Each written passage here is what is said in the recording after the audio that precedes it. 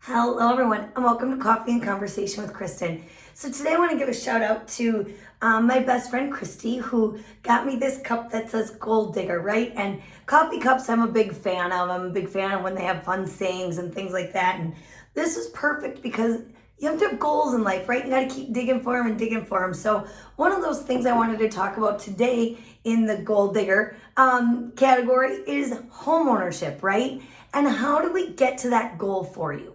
Especially if you're a first-time homeowner, okay? How do we make that happen? Well, one of the things I can tell you to learn from are some of the common mistakes I see some first-time homeowners make, right? So it's one of those things that the more prepared we are, the more we plan, the more successful we are, right? So it's one of those topics that I thought was important to come to you guys, okay? So today I want to go over the 4 biggest things I see first-time homebuyers make mistakes with, all right?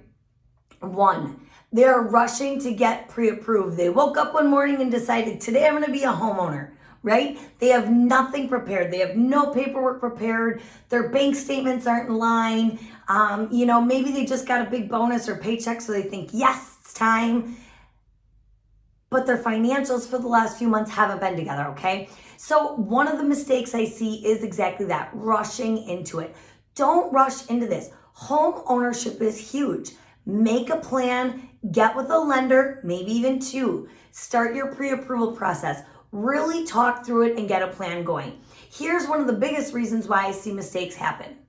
First-time home buyers, like I just said, maybe they get a big bonus check. Maybe they get their tax refund back and they're like, all right, I've got the money I need now for down payment or closing costs.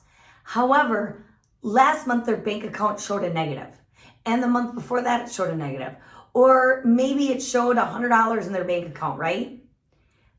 And you're renting, but you're not saving.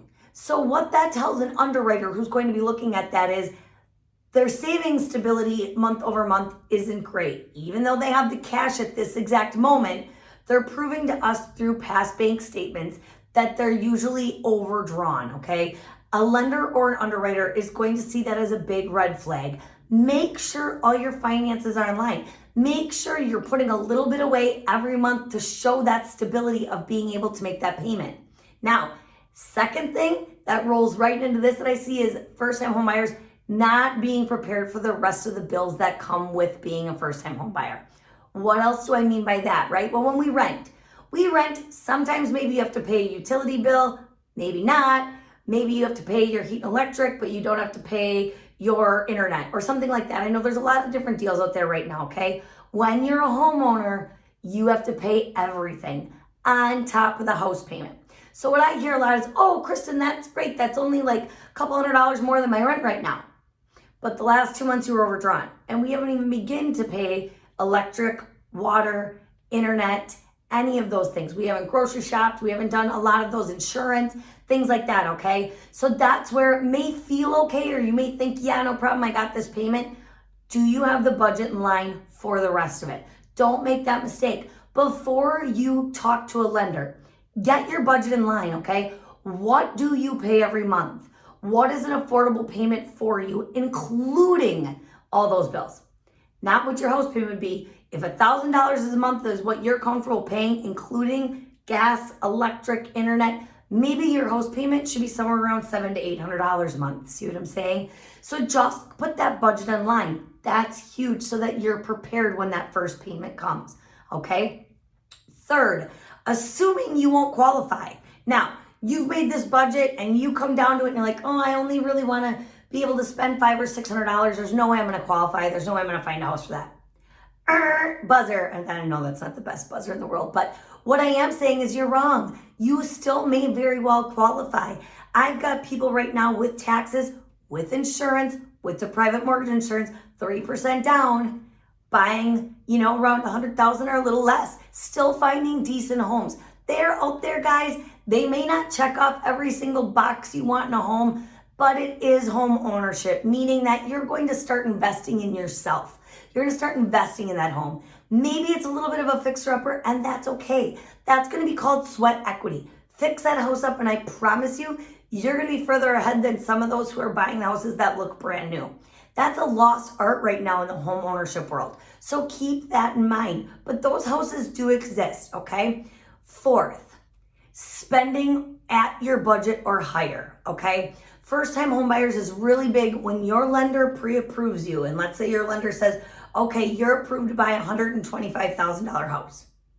And you come to your lender and you're like, oh yeah, by the way, I'm gonna spend $130,000, so can you change my pre-approval? If I thought it was a good idea for you to spend $130,000, I would have told you that when we did the offer, okay? Which means if it's for $125,000, have the conversation with your lender. Do you have a little bit of room, or is that probably your max? If it's your max, and in this market, that means you probably want to be looking at something around $115,000 versus $150,000. See what I'm saying? Now, it's going to be important that you're not maxed out of your budget, okay? Listen, I know that this market can be tough to find homes in certain price brackets. I'm very well aware of that. The key to it is to stay in the game, stay patient. Save up that time that it takes you to buy a home. There's a lot of life left. Make sure you're buying the right home. Make sure you're not letting your feelings get in the way and you're rushing into something that maybe you already can't afford, or maybe it's tough to afford, or you're right at the max and you haven't even started paying bills yet, because chances are you're now going to be married to that home and you are too young to be married to your home. You still want to live. You still want to go out and have fun. Make sure when you're doing that budget, you're also budgeting for going out to dinner every now and again, for going to have fun. Those things are important. And right now I'm saying first-time home buyers being young. I have some first-time home buyers in their 50s and 60s right now. They wish they would have done things differently. So that's why I felt it was important for you to hear all of this stuff.